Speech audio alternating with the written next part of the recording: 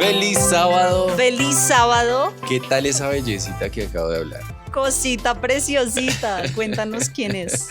Es mi sobrino, Oye. Juan José, que pues lo cogimos y dijimos que nos haga la intro del episodio de hoy. Entonces ustedes acaban de escuchar a un bebicito de 2 añitos que nos acaba de hacer la introducción. Pues el día de hoy, amor, te cuento que vamos a hablar del tercer y último pilar para el bienestar financiero, que ¿cómo se llama? Se llama el pilar de los hábitos y el comportamiento. Entonces hoy vamos a abordar esto porque pues no todo se nos puede quedar en sí, la mentalidad, la espiritualidad, pedirle a Dios, estar en armonía, ¿cierto? Conocer, que fue el segundo pilar que vimos por ahí. Sí, la semana pasada que estuvo buenísimo. Tener clara la parte técnica de las finanzas, conocer el juego, las reglas del juego del dinero para poder ganarlo. Exacto. Hoy vamos a abordar, bueno, y con todo eso, finalmente, ¿qué es lo que hacemos? ¿Sí? ¿A qué llegamos con eso? ¿Qué decisiones tomamos? Entonces, vamos a abordar un poco de decisiones, de hábitos y de comportamientos para cerrar esto del bienestar financiero. Así que agárrense fuerte porque aquí vamos. Bienvenidos a Pareja y Finanzas, el podcast donde aprenderás a mejorar tu relación con tu pareja y con el dinero. Somos Dave y Dani, educadores financieros, y cada sábado te traeremos consejos y estrategias para sanar y transformar positivamente tus finanzas en pareja. Desde cómo organizamos el dinero, cómo pagamos rápido nuestras deudas, hasta cómo hemos construido un matrimonio sólido y saludable. Suscríbete, comparte y acompáñanos en este viaje hacia la libertad financiera y el cumplimiento de nuestra misión: evitar divorcios por plata.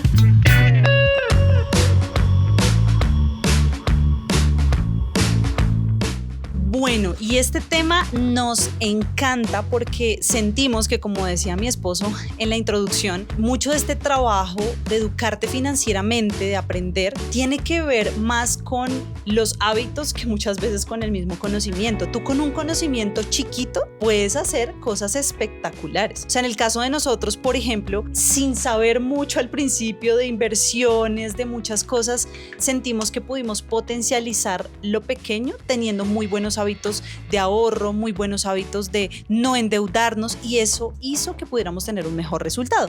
Y por eso a lo largo de este capítulo les vamos a traer como mucha información también de temas que hemos leído y que estamos leyendo. Por ejemplo, quiero mencionar un libro que me ha parecido espectacular. No lo he terminado de leer, estoy en ese camino, que se llama El poder de los hábitos: por qué hacemos lo que hacemos en la vida y en el trabajo, de Charles Duhigg. Es que no sé si se pronuncia así, pero bueno. Y en su libro él menciona algo que me pareció muy interesante, porque resulta, amor, que siempre nos dicen que los hábitos son como lo peor, ¿no? Que los hábitos son agotadores, que los hábitos te restringen, que los hábitos... Y resulta que él, además de ser como escritor, él resulta que es periodista de investigación del New York Times. Entonces, él detrás de esto pues ha recapitulado mucha información muy interesante. Y una cosa que dice es que los hábitos surgen porque el cerebro está constantemente buscando la forma de esforzarse menos. Correcto. No al revés. Es una clave ahí importante. Es una clave súper importante, porque no es al revés. No es como, oye, le tengo que meter más esfuerzo al cerebro creando hábitos, sino al contrario, el mismo cerebro busca crear los hábitos para poder esforzarse menos. El problema es que él menciona que el cerebro no tiene la capacidad de identificar qué hábitos son buenos y qué hábitos son malos. Ese es el gran problema. Entonces, claro, ¿cuál es el tema? Que nosotros... Miren, evalúense ustedes mismos, están llenos y estamos llenos de hábitos. Total. El problema es que usualmente eso, no sé, el 80% de tus hábitos probablemente sean malos y no sean buenos. Entonces quería mencionar ese tema y ahorita les cuento un par de cositas adicionales. Sí, yo voy a dar un pasito atrás, si me permites, amor. Porque, bueno, no es atrás, es simplemente como aquí un paréntesis. Y yo creo que todo arranca porque nos demos cuenta. O sea, lo primero que quiero que tengas en cuenta tú que nos estás escuchando es que todos tenemos algo llamado el poder de la decisión, ¿sí?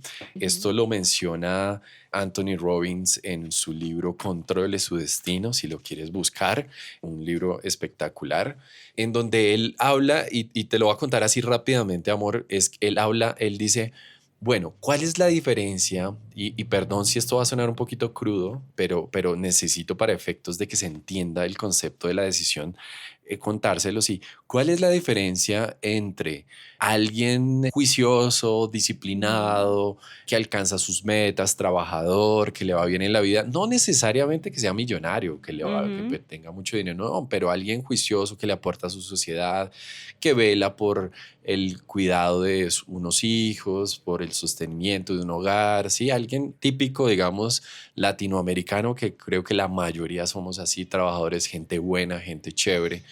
¿Cuál es la diferencia entre esa persona y una persona que violadora de niños o que asesinó niños o que picó en partes a un niño y lo enterró y después lo agarran y tiene que sacar, y perdón nuevamente por lo crudo que puede sonar esto, pero ¿cuál es la diferencia? Lo que Anthony Robbins nos quiere decir ahí, ¿cuál es la diferencia? Entonces la mayoría dice, bueno, la diferencia es que uno es bueno y el otro es malo, y como que no vamos un poquito más allá.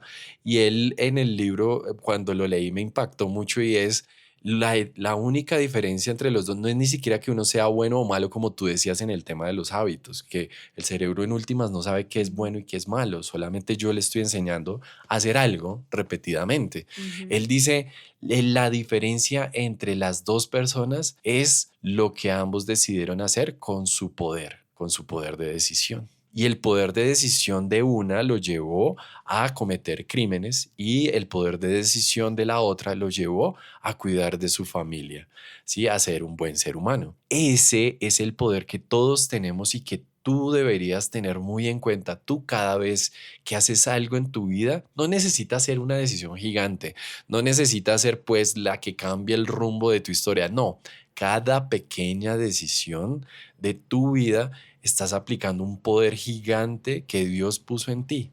¿Para qué estás usando el poder que hay dentro de ti? Ese es un superpoder, como si fuera de superhéroes. Es un superpoder que tienes. ¿Para qué lo has usado hasta el día de hoy? ¿Para hundirte en deudas? ¿Para hundirte en malas decisiones financieras? ¿Para divorciarte, para separarte, para pelear con otra persona, para hacerle daño a otros, para engrandecer la vida de otros, para darle valor a otros? ¿Para qué la has usado? Y ese punto es súper importante aquí porque empezamos ahí como introspectivos de qué es lo que estamos haciendo con el poder de decisión que Dios nos dio a todos. Y aquí ahí viene otro concepto pegadito a esto de la decisión y es el poder del dominio propio. Claro, tomamos decisiones todos, chiquiticas, buenas o malas, eso nos va llevando hacia un lugar y hacia crear hábitos. Por eso va como un pasito atrás, porque cada Ujú. decisión va Va llevándonos hacia el llevándonos a eso. hábito, pero entonces viene el dominio propio. Yo me puedo dominar y aquí les quiero dejar una frase de Lao Tse que dice: aquel que conquista a otros es fuerte, pero quien se conquista a sí mismo es verdaderamente poderoso. Ujú. Wow, tremendo, ¿no? Y nos Total. vuelve a hablar de este tema de el dominio propio, las decisiones que yo tomo para mí mismo, cuánto me puede detener. Soy impulsivo a la hora de comprar, soy impulsivo a la hora de tomar decisiones, no lo pienso, no tengo control, no soy una persona que es capaz de aplazar el placer, porque esto tiene que ver ya, bueno, más adelante lo vamos a ampliar, porque los hábitos tienen que ver precisamente con eso, esas ganas de todos de alcanzar un placer, una retribución, ¿cierto? Pero qué tan capaz eres de dejarlo para después. Y esto Sí, aplica completamente para las finanzas, amor, totalmente. porque muchos de los errores, de los más bárbaros y grandes que hay en las finanzas personales, finanzas de familia, son porque no sabemos esperar, no dejamos el placer para cuando tenga que ser su momento, sino que nos lanzamos a que lo quiero ya. Es que quiero sentir el placer de haber alcanzado esto en mi vida ya mismo. Entonces entramos en comprar una camioneta que me da el placer para llenar ese vacío que tengo allá, pero que no era el momento y termino haciendo burradas financieras porque después no lo puedo sostener o porque pasan cosas que definitivamente me demuestran que no fue una buena decisión. El poder del autocontrol, ¿no, amor? Así es, Tremendo. el poder del autocontrol. Y ahí, consecuentemente, en este otro libro que les mencionaba, dice que un artículo publicado por un investigador de Duke en el 2006 concluyó que más del 40% de las acciones que realizan las personas a diario no son decisiones reales, sino que son Tremendo. hábitos. Hábito, ya es como en automático. Ya es exacto esa idea. Entonces, claro, queremos empezarles a decir que, o sea, ejemplos de hábitos que hemos creado, ¿sí? Que si lo habláramos desde el ángulo financiero, pues nos han dado una composición errónea de cómo manejar la plata. O sea, esos hábitos que diríamos malos hábitos financieros y los buenos hábitos financieros, como hacer un paralelo entre las dos cosas. Total. Entonces creo que uno de los que yo empezaría, ¿sí? El primero con el que yo empezaría es realmente no tener plena conciencia de cómo se nos está yendo la plata. Es uno de los peores hábitos que una persona pueda tener. ¿Por qué? Porque así como, y esto de pronto yo siempre lo comparo mucho, creo que con los hábitos de alimentación, a mí me parece que las finanzas son muy parecidos a los hábitos de alimentación. De hecho, usualmente vemos personas con muy malas finanzas y malos hábitos alimenticios, porque son hábitos que de pronto arrancarlos cuestan y porque ya venimos preconfigurados. Entonces, ¿a qué voy?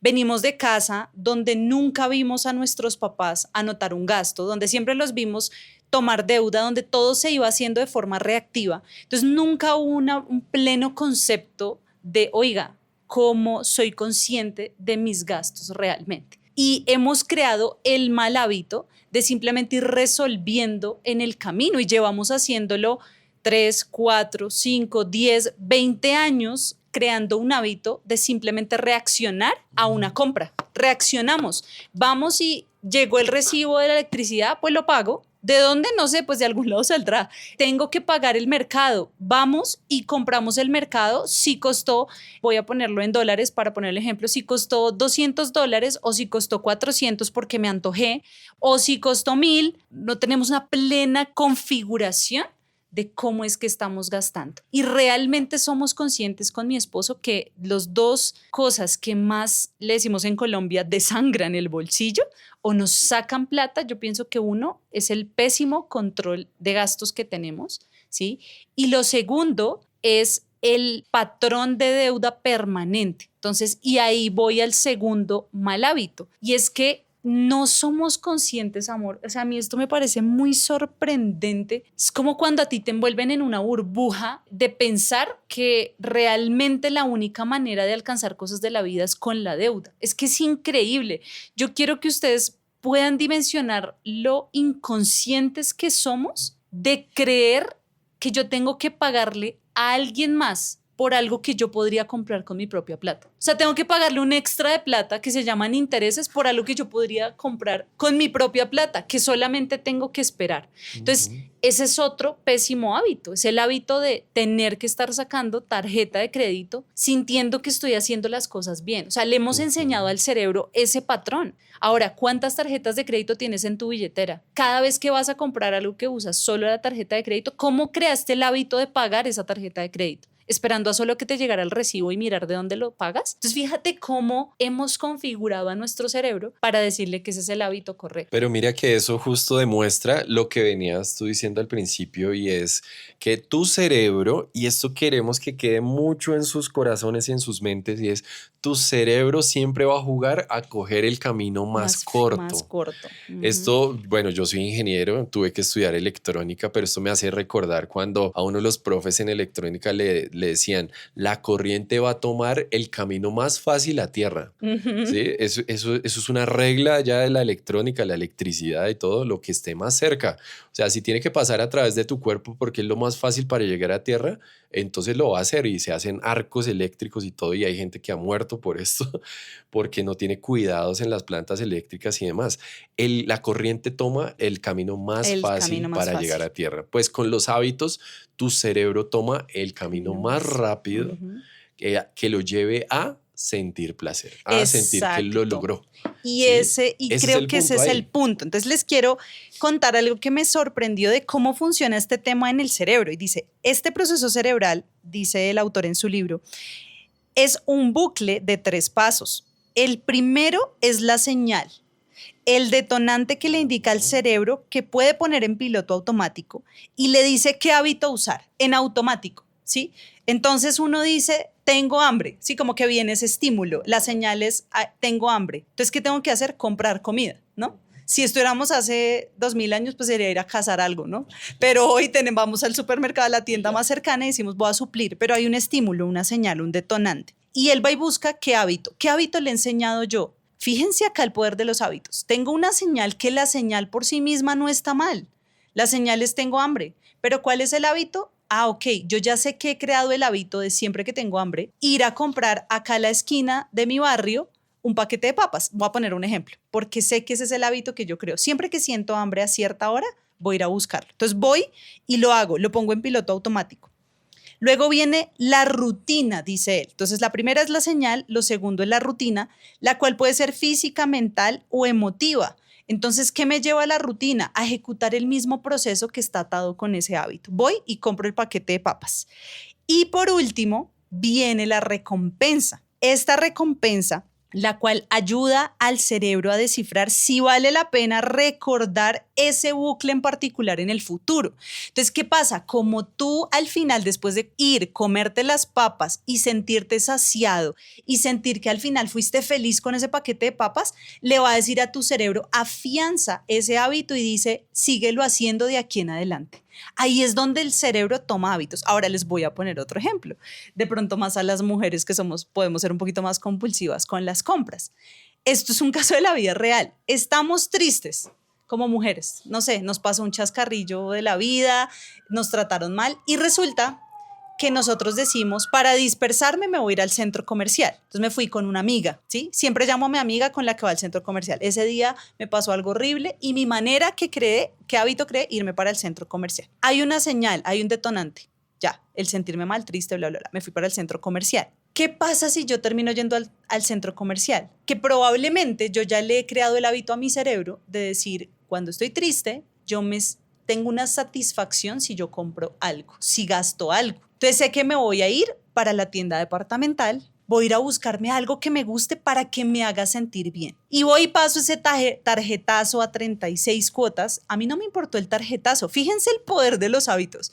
El problema es que mi cerebro no identificó que el problema era tener el hábito de pasar la tarjeta a 36 cuotas. ¿Por qué? Porque lo que le importaba a mi cerebro era dejar de sentir tristeza. Entonces, cuando compré esa blusa, ese perfume, ese maquillaje, mi cerebro inmediatamente lo asoció con un placer de la compra, de llenar y ya no sentirme triste por lo que había pasado en el día porque compré algo, pero dejó de lado el tema de haber pasado la tarjeta de crédito. Lo que no me doy cuenta es que probablemente he creado ese hábito, por eso mi cerebro ya no identifica que está mal estar gastando plata de la manera incorrecta a crédito, sino que lo único que le está pensando es cómo me siento más feliz y suplo esa necesidad final. Y me llena de emoción, de felicidad, como que me saca de ese estatus. Y ahí se forma un hábito. Tal. Y eso es bien importante entenderlo, amor. Súper importante. De hecho, me haces pensar en algo de un libro también que tiene que ver con esto que se llama Hábitos Atómicos de James Clear. Este es más moderno, es de hace poco. Y él en una parte nos habla de un estudio que en 1898 hizo un psicólogo llamado Edward Thorndike. ¿Sí? Él hizo unos experimentos y demás con unos gatitos y con unas cajas y todo, pero me llama la atención a la conclusión que llega Thorndike y describió como el proceso de aprendizaje después de haber hecho unos experimentos para medir los hábitos y las conductas y llegó a la conclusión de que las conductas seguidas de consecuencias satisfactorias tienden a repetirse. Las conductas que producen consecuencias desagradables tienden a no repetirse. Ok, entonces, claro, por eso es que es más fácil ver televisión que leer un libro. Exacto. Porque me resulta satisfactorio y mi cerebro casi no gasta energía viendo televisión, mientras que leyendo libro tengo que racionalizar lo que leo, entender lo que estoy leyendo, aprender cosas. Claro, por eso es más fácil. Por eso es más fácil ir y comprar a crédito porque ya me dan la motocicleta, porque la tengo mañana, no tengo que esperar un año ahorrando, la tengo ya y puedo hacerme mis viajes de sueño y verme en la moto y sentir su vibración, porque eso llegó como una recompensa. Llamémoslo ahora exacto, recompensa. la recompensa. La recompensa final. para el cerebro es, ya tengo la moto. Ahora, lo que está pasando allá detrás es que tienes una Exacto, deuda una deuda. tremenda Exacto. que te va a sacar canas si no la sabes manejar adecuadamente. Y que aunque la manejes adecuadamente, como nos dicen, bueno, por lo menos yo pago puntual, yo no estoy retrasado ni nada. No, pero igual te saca mucho de dinero. Entonces es como un engaño, ¿no? Para el cerebro está chévere, Exacto. pero para tu bolsillo no está chévere. Entonces, lo que justamente eso iba a decir. Entonces, podríamos empezar a resumir que muchos de los hábitos, de los malos hábitos financieros, tienen que ver ni siquiera con el estímulo, tiene que ver con la recompensa. ¿Qué recompensas mi cerebro está queriendo tener en las que gaste menos energía, en las que sean muchas veces más superficiales, más placenteras, y por esa misma razón yo termino involucrado en hábitos de consumo, en hábitos de gasto, en hábitos de deuda tan complicados como los que podemos estar teniendo? Entonces, fíjense que aquí empezamos a interiorizar mucho de que muchos de esos patrones de conducta que hemos seguido financieros, tal vez los tenemos que empezar a evaluar desde, oye, es que tengo mi mente en el lugar incorrecto. Estoy pensando que la blusa, que la casa, que el celular nuevo, última generación, que la cámara fotográfica es lo que suple un placer temporal, entre comillas, porque se lo hemos vendido así al cerebro. Pero no hemos visto, y acá me parece que tiene sentido lo que voy a decir, pero no hemos logrado conectar libertad financiera, no hemos logrado conectar el sentirse satisfecho por ahorrar. O sea, como que no hemos podido conectar esa recompensa con algo como esto, como un principio de, oye, me siento feliz cuando ahorro. No, porque es que realmente la recompensa la siento es cuando gasto, no cuando ahorro. Entonces, a lo que voy es, si tú logras hacer ese switch en tu mente de sentir que, oye, si yo ahorro y tengo en la cuenta de rentabilidad una plata que no la voy a tocar, no es para gasto, es para ahorro, eso puede darme la misma satisfacción que comprarme un carro a plazos y sentir que eso me va a llenar más. Siento que si uno logra hacer ese cambio de switch, o hacer ese switch más bien mental, uno puede ser mucho más eficiente con sus finanzas, que es al final lo que nos ha pasado a ti y a mí. O baby, bueno, yo le digo a mi esposo baby, porque dime si no es cierto que nosotros ya nos es muy difícil primero comprar por impulso, ¿sí? Porque primero está ya crear el hábito de analizar para qué compramos. Eso no es así. Ese ha sido nuestro hábito, analizar para qué compramos, y por ende el comprar en impulso, impulsivamente algo, no nos satisface a ti y a mí. De hecho, a veces es como raro, ¿no? Es raro, ¿no? A veces es como que sí lo hice bien o debí esperar. Y como en cosas te súper tontas, porque nos ha pasado. Por ejemplo, recuerdo mucho, acá tenemos un edredón, el cubrecama. Habíamos dicho, oye, lo tenemos que comprar, pero no le habíamos puesto como foco en comprar es un edredón, o sea, vale $50, no es una cosa mayor. Pero no lo teníamos como tan previsto, pero fuimos al centro comercial un día, estábamos dando vuelta y dijimos, necesitamos comprarlo. Lo compramos. Y uno se pone a pensar, ya como no estoy acostumbrado a comprar de pronto más impulsivamente, pues lo compré y digo, ¿será que lo compré? ¿Será que eso sí? No, y ahora lo más importante es que llego a la casa a mirar que yo tengo el ahorro y lo ajusto el ahorro con... Entonces, fíjate el cambio de mentalidad. Sí, total. Es impresionante. No, y tú que nos estás escuchando, te aseguro que si tú desarrollas esto, después dices, el hábito está tan fuerte en ti que dices, no, pues me siento mejor de ahorrar, me siento mejor de pensar a futuro. Y lo siento como un logro, y lo ese siento es el como punto. un logro. Lo siento como una recompensa. No, y de verdad se siente muy bien, no, se siente espectacular. Y cuando gastas o cuando haces cosas impulsivas, ya es como, uy, como que te culpas diciendo no. Y en algunos de ustedes que nos estarán escuchando puede ser completamente diferente. Su hábito está tan dado al gasto, como tú decías, exacto, que sienten lo opuesto a lo que yo acabo de decir. Y es, no, cuando yo gasto estoy siendo rico, cuando me la malgasto, hago impulsivamente, exacto. ahí está ahí lo rico. Siento el placer y la recompensa. Estamos al revés entonces. Exacto, tan es así que si hoy te quiero hacer esta pregunta circunstancial. La pregunta circunstancial. Si en este momento te llegaran $1,000 a tu cuenta que no esperabas, bueno, $1,000,000, ponlo en tu moneda local, que tú no esperabas, pero tú sabes que tienes unas deudas por pagar. Siéndote totalmente honesto a ti mismo, ¿cuál es el primer pensamiento de gasto que se te viene a ti? ¿O en qué los usarías? Esa respuesta te va a dar el indicio de dónde está esa recompensa puesta. Si lo primero que tú vas a pensar es, uy, no, yo me compraría ese último celular, uy, no, yo ahí es que sería perfecto para hacer esa remodelación, comprar ese tendido de cama, comprarme el secador, inmediatamente Y con está muchas claro, deudas. y exacto, y con muchas deudas. Y tu primer pensamiento no es, esta plata me va a llegar, qué bendición, y eso lo voy a usar para pagar, para poder ser un poco más libre al otro Libre, mes. exacto. Ese es el punto. Exacto. Ahí ya podemos evaluar qué comportamientos y hábitos estás teniendo en tu día. Y me puedes decir, y te voy a decir algo, me puedes decir que tú haces presupuesto, que tú anotas tus gastos, pero te voy a decir, ahí donde está tu corazón y donde tu cerebro está enchufado a la recompensa, es que realmente hoy te crea hábitos y patrones que no te van a permitir ni riqueza, ni prosperidad, ni libertad, que al final es lo más importante. Ta, ta, ta, tan. Y ahí para cerrar este punto, amor, quiero dar este ejemplo y es, por eso es que es más fácil incluso, o tú qué crees, por eso es más fácil pelear con mi pareja que sentarme a conversar e intentar entender su posición. Eso también es un hábito. ¿Por qué? Porque nos acostumbramos a que, tiramos las cosas, tiramos la puerta, no me hable más, hasta luego y me voy a dar una vuelta. Y eso se volvió un hábito tal vez en nuestros hogares. Se volvió un hábito los gritos, se volvió un hábito hablar de dinero y terminar agarrados, se volvió un hábito varias cosas a nivel de pareja, de hogar, de funcionamiento entre nosotros como relación que son dañinos, son hábitos dañinos.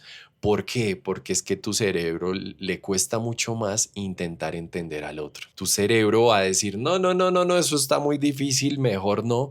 Y realmente la recompensa real y verdadera para tu relación de pareja viene cuando logras entender el punto del otro. Cuando logras que este loco y esta loca tiene una historia, que tiene unos traumas, que tiene unas experiencias y que por eso decide lo que decide, dice lo que dice y hace lo que hace. Y cómo entonces yo puedo más bien, en vez de tirarle piedra, de ponerme en su contra, pelear y gritar, cómo yo puedo ayudarle entonces a cambiar el hábito o a estar de su lado para, hey, ven, sí te entiendo, pero entonces cómo llegamos a un punto medio y cómo lo arreglamos como una pareja linda, sana. Ese es el verdadero punto aquí. Bueno, amor, yo creo que quedó muy claro entonces ahí este tema de los hábitos, pero entonces la pregunta que viene aquí es, bueno, ¿y yo cómo entonces creo buenos hábitos? ¿Cómo los mantengo? ¿Sí? Algunos nos han dicho un cuento por ahí. Para mí es un cuento. Perdón por esta opinión impopular, pero no, que si usted hace un hábito por 21 días, entonces ya de ahí para allá va a ocurrir siempre. Yo no sé ustedes qué piensan. Yo pienso que tiene que ser mucho más tiempo. En 21 días uno no logra. O sea, si logras tomar, pienso que un mejor hábito, para mí es como la construcción, sí, y empezarlo a construir, pero no necesariamente y además depende del y hábito sostenerlo. Y todo. Y depende de que estemos hablando y todo. Entonces, diría que eso es mucho más tiempo. Pero hay unos estudios y si quieren ustedes, yo acabo de preguntarle aquí a ChatGPT cuánto tiempo le toma a una persona volverse experta en algo y vean lo que me dice. Entonces hay 3 como niveles, ¿cierto? La regla de las 10.000 horas, que es un estudio de Malcolm Gladwell, en donde él dice que 10.000 horas de práctica son necesarias para alcanzar pues maestría en algo. Pero después viene la regla de las 1.000 horas, que ese es otro estudio de Josh Kaufman, que dice que con 1.000 horas de práctica enfocada puedes volverte muy competente en muchas habilidades. Y por último, la regla de las 20 horas de Josh Kaufman también y de Tim Ferriss. Y dice que con 20 horas de aprendizaje bien estructurado puedes aprender una nueva habilidad a un nivel funcional. Entonces como que los niveles son 20 horas para ser funcional, 10.000 horas para un alto nivel y 10.000 horas para ser un experto de élite. ¿Por qué menciono todo esto? Porque a veces el tema de los hábitos es tan fuerte que tenemos que evaluar qué hábitos hemos cogido y que todas las veces estamos decidiendo lo mismo y ya llevamos más de 20 horas, o sea, eso pasó de ser funcional a ser alto nivel, porque yo ya llevo 1.000 horas de aprendizaje de esto o más de 10.000 horas porque soy un experto y esto aplica para cosas buenas y cosas malas, como ya les hemos dicho. Entonces nos volvimos expertos, por ejemplo, en ser quejumbrosos. Entonces como nos es tan fácil quejarnos en vez de buscar soluciones, porque es más difícil para el cerebro buscar soluciones, es más fácil quejarme, entonces pues me quejo y me vuelvo un experto de élite. Es más fácil para mí endeudarme, por tanto, en vez de ahorrar, por tanto, pues vivo endeudado y eso para mí me volví experto de élite. Es más fácil para mí pensar como pobre y entonces hemos visto como familias hoy en día, después de 20, 30 años de haber vivido en pobreza, estado muy mal, llenos de deudas, los llevamos a la libertad financiera porque nosotros hemos sido testigos de esto que les estoy diciendo y quieren seguir actuando con la misma mentalidad de pobres. ¿Por qué?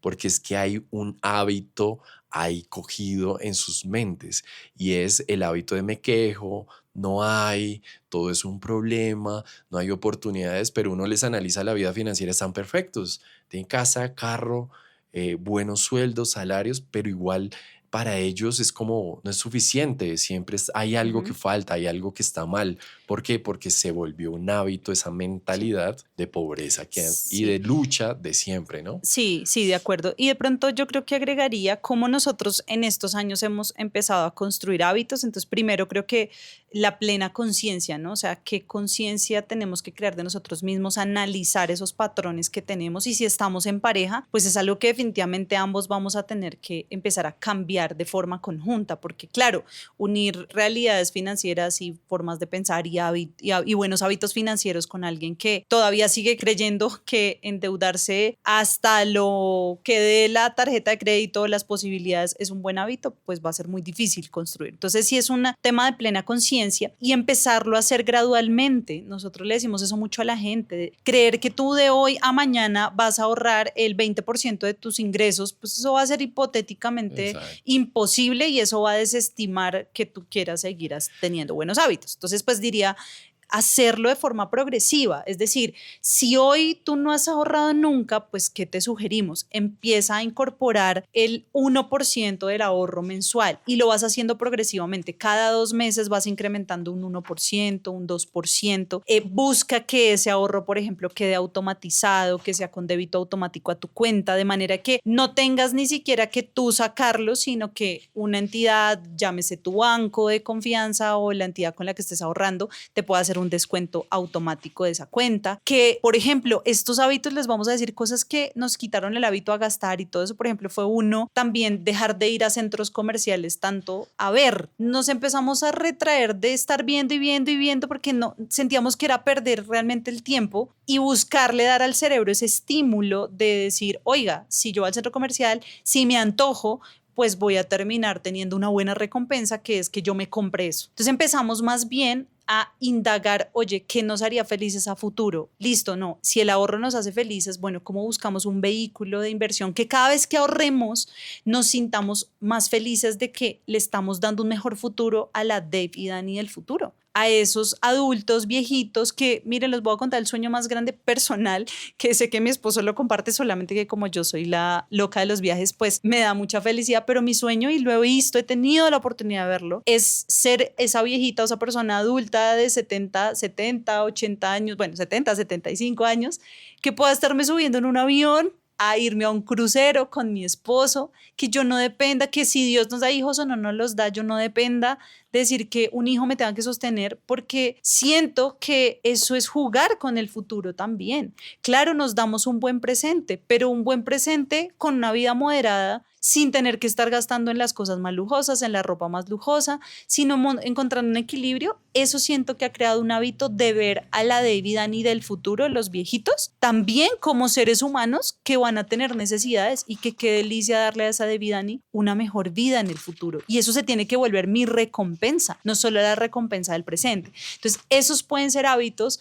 Y un buen hábito que le decimos mucho a la gente, sabemos que hoy no estamos en un mundo del efectivo y yo sé que uno no carga tanto el efectivo y etcétera, pero si quieres construir un buen hábito, creo que el dinero digital a veces no nos lo permite tan fácilmente. Muchas veces le decimos a la gente, es mejor que tú saques $25, 25,000 pesos y vayas y con eso solo saques eso, no saques tarjeta de crédito, no te lleves el celular, vayas y te comas con tu pareja o con tus hijos un helado y te gastes los $25 que tienes porque es que no hay más plata y hagas eso todos los domingos y crees un hábito de ponerte un límite antes de que estar sacando tarjetas de crédito todos los fines y y termines dándote el espacio de gastar más de lo que debes. Entonces fíjense que los hábitos se construyen poco a poco, ¿sí? Es el peor error que alguien puede hacer es levantarse el 1 de enero del año a querer levantar 50 kilos y salir a trotar 1 hora porque está comprobado que los hábitos cuánto termina o que ese impulso cuánto termina durando. Un mes, no dura absolutamente nada más.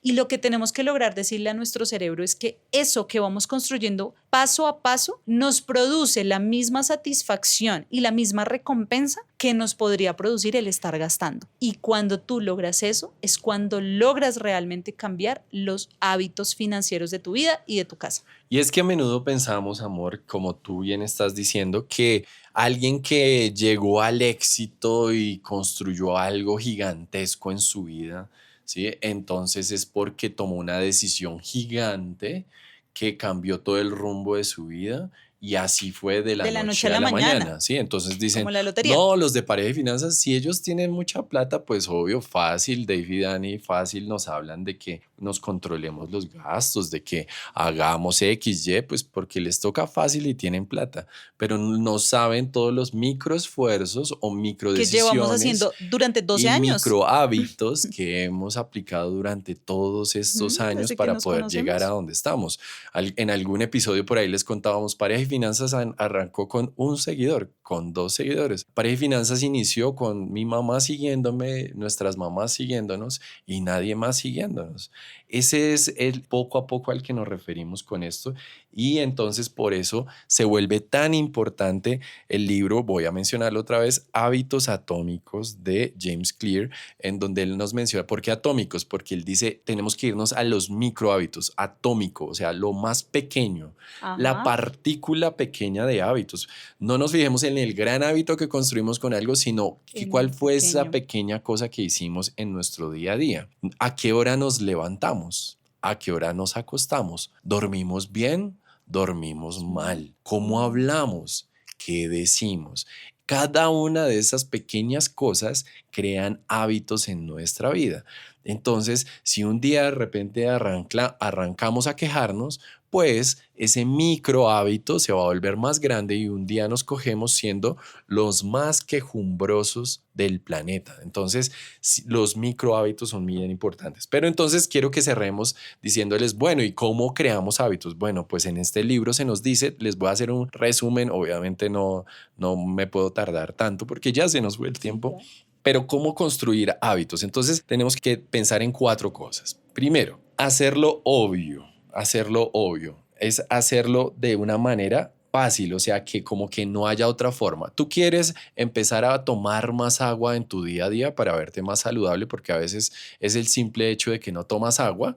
Bueno, entonces obvio es que tú ves garrafones con agua y bolsas con agua en tu casa fácilmente y que fácilmente tú puedes ir y sacar agua. O sea, que no es difícil. Cuando se vuelve difícil es cuando nuestro cerebro lo desecha, pero cuando lo volvemos obvio es cuando a nuestro cerebro le gusta. Entonces, ¿cómo logramos volver obvias los buenos hábitos para practicarlos? Ese es el primer punto. Segundo, hacerlo atractivo, algo que de verdad sea irresistible. O sea, ¿cómo logramos que un hábito sea irresistible? Sí, ahí puedo contar uno chiquito. Claro, cuando nosotros estábamos pagando el crédito hipotecario, una de las cosas que nos ayudó a ver el pagar deuda como algo bueno y algo atractivo era que hacíamos esta siguiente idea. Primero hicimos un cuadrito de cada vez que íbamos pagando una cuota y visualmente lo subrayábamos con un resaltador. ¿Qué pasaba? Que cuando tú subrayabas con el resaltador le estabas diciendo a tu cerebro como, oye, lo estoy logrando, pero al mes siguiente voy a tener una menor cantidad de deuda. Ese era, por un lado, como tenerlo visual y hacerlo como atractivo de, oye, mira cuánto está bajando. de a poquitos, pero va bajando. Y eso lo traducíamos en metros cuadrados. Entonces con mi esposo decíamos, por ejemplo, cada metro cuadrado de nuestra vivienda, voy a poner un ejemplo, vale $500. Si este mes pagamos $1,000 a la hipoteca, ¿eso qué significa? Que tenemos 2 metros cuadrados más de nuestra casa, realmente es nuestro. Y eran como símiles, imagínense, como pago de deuda, que ayudaban a que nuestra mente como que empezara a decir, oiga, esto es bueno. Y cuando logramos salir, también pensábamos esto, era cuando nos quitemos esa cuota del crédito hipotecario, nos va a quedar libre $1,200. ¿Qué vamos a hacer con esos $1,200 más adelante? No, los vamos a dejar 50% para ahorro, y si eso lo vamos a ahorrar de aquí a 10 años, ¿cuánta rentabilidad nos daría? Todo eso le genera estímulo al cerebro a decir, oye, es atractivo, más atractivo que ir y salir con esa misma plata a comer un fin de semana. Eso Total, súper chévere. Y de hecho aquí en el libro, en este segundo, se nos da una fórmula, la fórmula de la acumulación de hábitos más la acumulación de tentación. Y es como yo lo vuelvo irresistible, pues puedo dejar un hábito que me encanta para después de hacer el hábito que necesito. Esa es una clave. Entonces, buena opción. yo podría decir, digamos, a mí me gusta jugar FIFA. Entonces digo, voy a jugar FIFA después de haber leído 20 páginas de ese libro. Hago primero lo que necesito y como recompensa hago el hábito de esa cosa que quisiera hacer muy fácilmente. Entonces, ahí está como el para hacerlo atractivo. Tercero es hacerlo sencillo. Entonces, ¿cómo hago la ley del menor esfuerzo? Pero que esa ley del menor esfuerzo me lleve a un hábito positivo en mi vida. Entonces, ¿cómo lo vuelvo sencillo? Sí, este se parece un poco al de obvio, ¿no? Ajá. Entonces aquí tenemos que tener en cuenta que de todas las acciones posibles que podamos tomar, la que elegimos es aquella que nos produce mayor valor con el menor esfuerzo. Nos motiva a hacer lo que es más fácil. Mientras menos energía requiera un hábito, es más probable de que ocurra. Entonces, esa es la tercera cosa que tenemos. Y cuarto y último, hacerlo satisfactorio. Y entonces es como yo vuelvo ese hábito algo que de verdad me encanta hacer. Entonces en el del sencillo lo vuelvo repetitivo y ya después se me vuelve satisfactorio. Algo en lo que encuentro, ¿verdad?, un estímulo, un placer. ¿Cómo lo puedo volver satisfactorio? Por ejemplo, yo puedo llevar la cuenta, decían por ahí en el libro, de alguien que va cumpliendo tareas en su día a día en su trabajo, podría poner stickers en un lugar y cuando ya los ve muy llenos, entonces dice, wow, llené todos los 10 stickers que tenía que poner. ¿Sí? Yo hago listas o los de chulitos. to-do. Los chulitos en las listas de to-do son por una ejemplo, buena estrategia. Para mí, para Dani, soy demasiado fastidiosa y me encanta tener listas de to-dos para la empresa, to-dos para mi trabajo, to-dos personales. Yo lo divido en esas 3 categorías y también cosas de mi iglesia. Y lo que hago es que listo, ojalá todo lo de la semana, y lo voy, cada vez que logro una tarea, la voy subrayando y le voy poniendo chulito. O sea, la subrayo, le pongo chulito de que ya la terminé. Entonces me estoy dando como una autorrecompensa de la satisfacción de que cada vez que ese listado se va cortando de la semana, pues me hace sentir ya como, lo logré. Como que es un sentido de logro. Entonces es espectacular. Chévere. Y pues ahí, como también a tener en cuenta los lugares en donde desarrollamos los hábitos, las personas que nos rodean tienen que ver mucho con el desarrollo de nuestros hábitos. Es decir, si vivimos rodeados de personas que dicen no hay oportunidades, se vienen quejando, viven rajando del gobierno, de la política, hablando de chismes, adivinen en qué nos vamos a convertir. Eso es como que algo que creemos que no pasa, pero sí pasa, se nos pega. O sea, finalmente terminamos siendo muy parecidos al combo de personas con la que nos pasamos. Entonces tenemos que seleccionar muy bien las personas con las que estamos para que no se nos peguen esas cosas de quejumbroso, negativos, los que no ven nada más allá, los que quieren simplemente andar por la vida juzgando a otros. Cuidado, porque eso se vuelve un hábito también.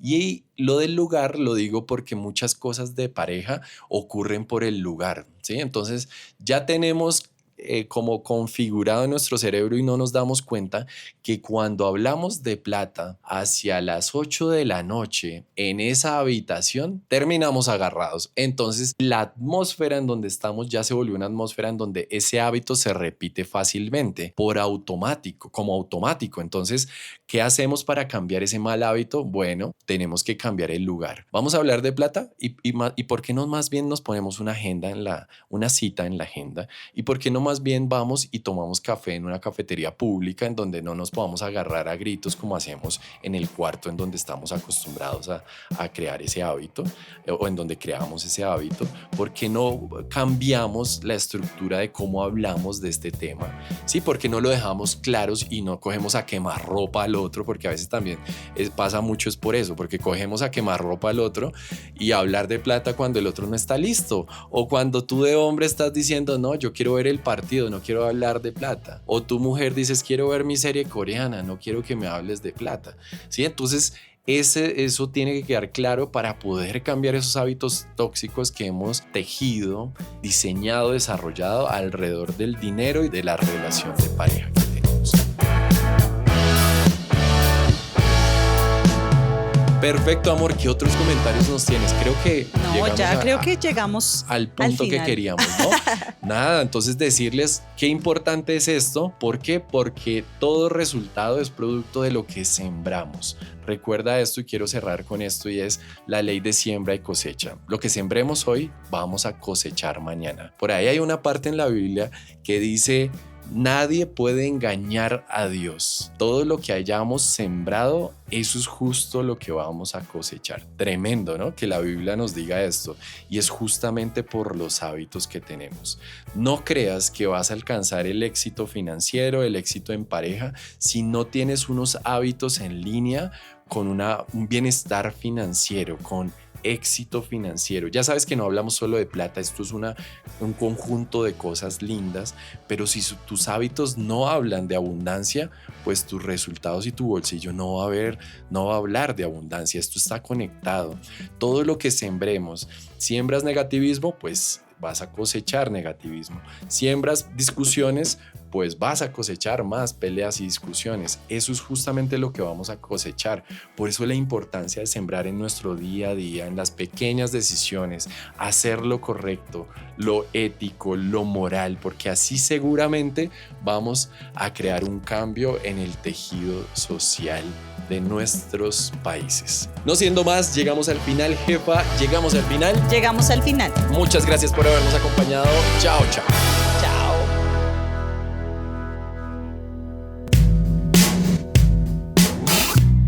Muchas gracias por llegar al final de un episodio más de Pareja y Finanzas, el podcast. Esperamos que lo que te compartimos te haya retado, inspirado y dado herramientas para mejorar tu relación de pareja y finanzas. Anímate a contarle a tu pareja lo que aprendiste y no olvides suscribirte y dejarnos tus preguntas o comentarios. Hasta la próxima, y recuerda que si Dios está en el centro de tu hogar y logran funcionar como un equipo, pueden lograrlo todo. ¡Un abrazo!